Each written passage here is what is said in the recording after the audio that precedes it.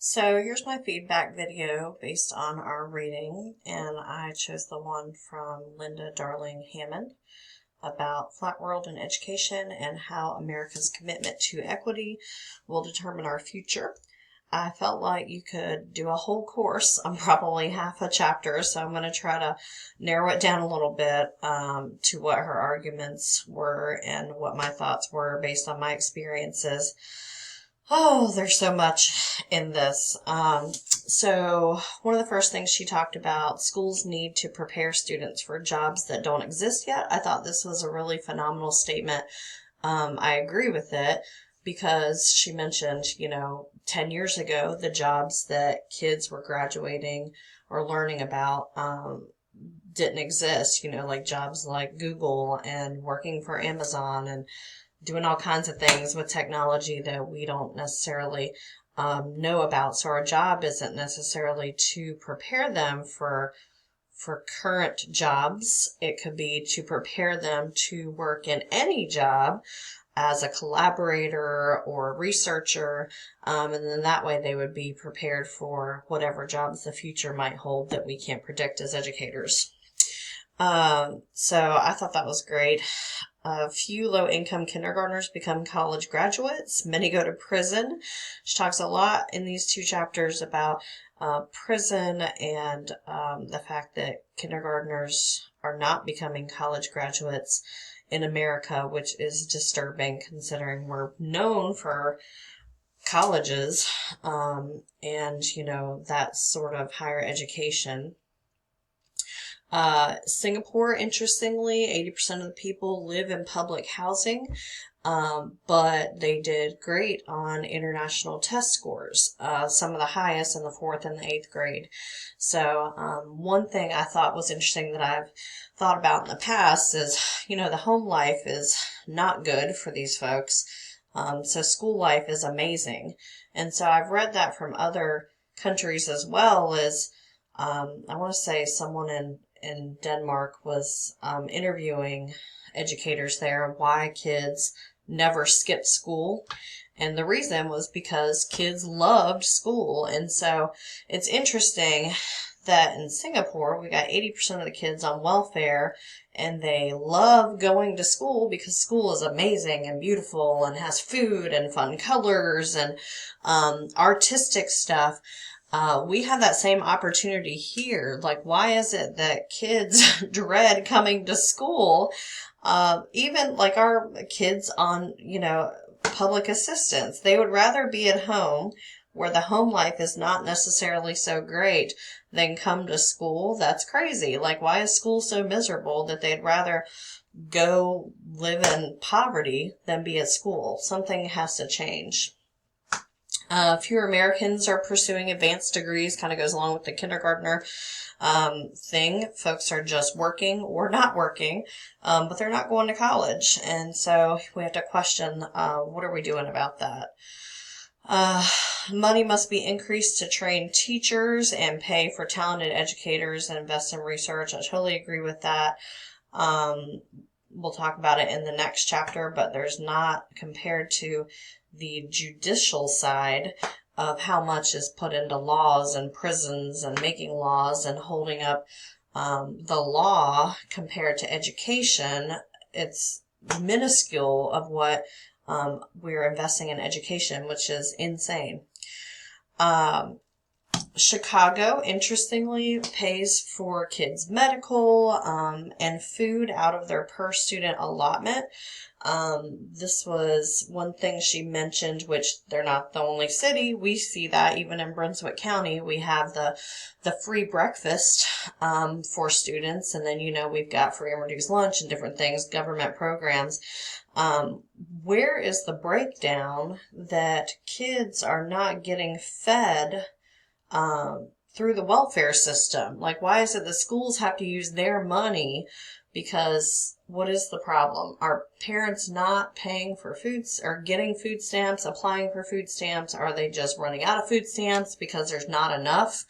That is also a good point that she brings up that we'll talk about, but that government in the U.S. doesn't assist as much as in other countries. We who are not on food stamps think, oh, just use your food stamps to feed your kids, when in reality sometimes it's not enough to feed half the family, let alone the whole family. So yeah, there are definitely some things going on there. There doesn't seem to be a social separation between what the schools are responsible for versus what the government should be responsible for low-income families. More funds for prisoners and less for students. She brought up a good point of one example where they were spending about $10,000 per student, whereas they were spending about $30,000 per prisoner a year, which is absolutely insane. If we could reverse that, we would probably have less prisoners. I know for sure we would have less prisoners. Curriculum assessment should be focused on 21st century skills. I'd second and quadruple that.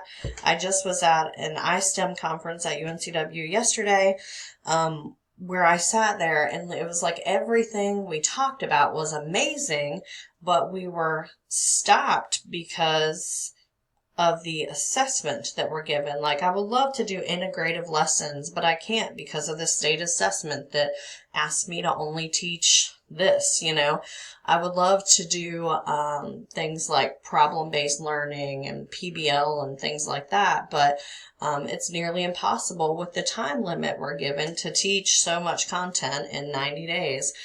So if we focus on 21st century skills rather than basic content, maybe shave down the content a little bit and let's learn at a deeper level, which the College Board has worked towards with AP revisions, and maybe the state will get on that train eventually.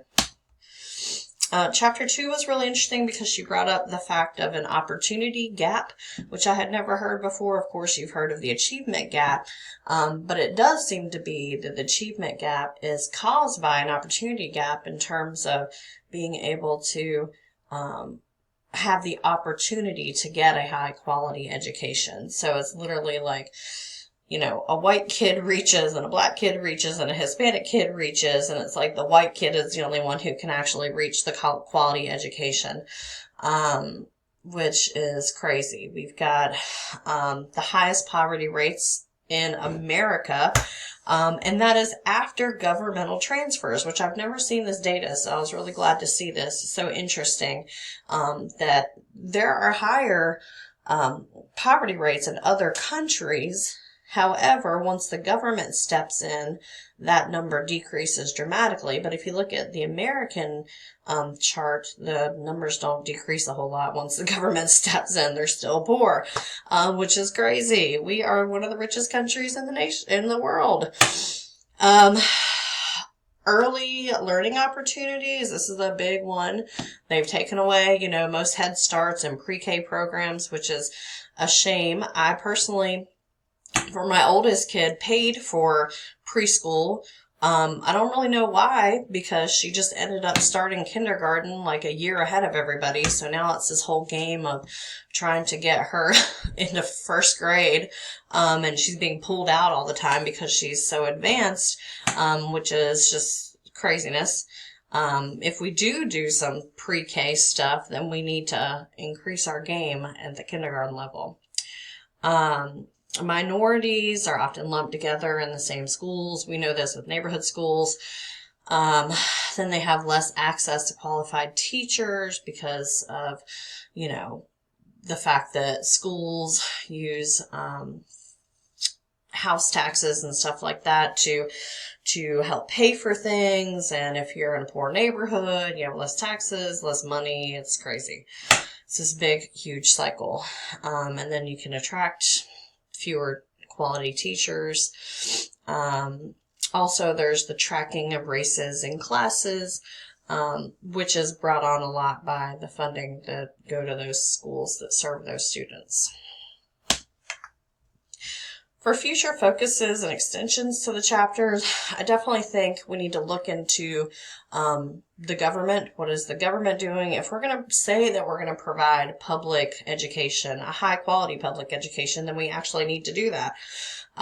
What is the deal with the food stamps and the Medicaid? Why are schools being expected to provide these things for kids? It's crazy. Do we need to go to these people's houses and help them fill out the forms? Because we will do that. I know that social services does that in some cases.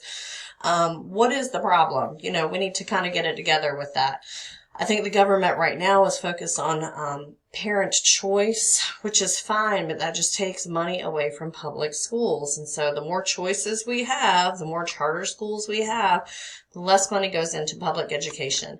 If we say we're going to provide a high quality public education, we need to actually do that instead of skimming money off the top for other specialty schools.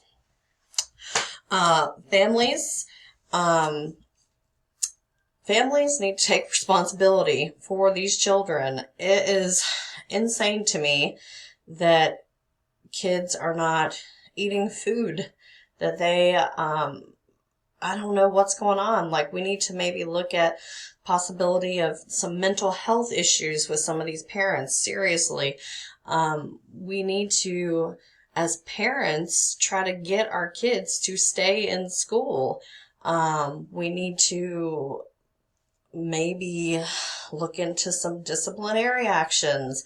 I've sat in more than one parent conference where the mom is looking at the high schooler and looking at me just saying, I have no idea what to do to get my kid to, you know, do their homework or whatever, to pay attention in school, and the kid's sitting there on an iPhone. Like, I'm just taking a guess, but maybe you should try taking away the kid's phone.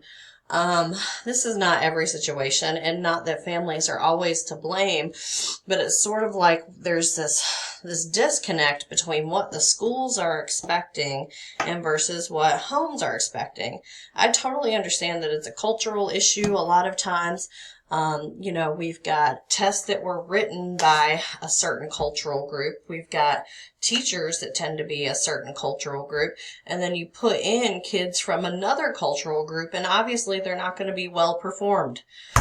So that's also something that we need to look at, is how can we as educators work with families in the community to ensure the success of these kids, because they really are our future. And we need them to be successful. Here's my reference. Have a great day.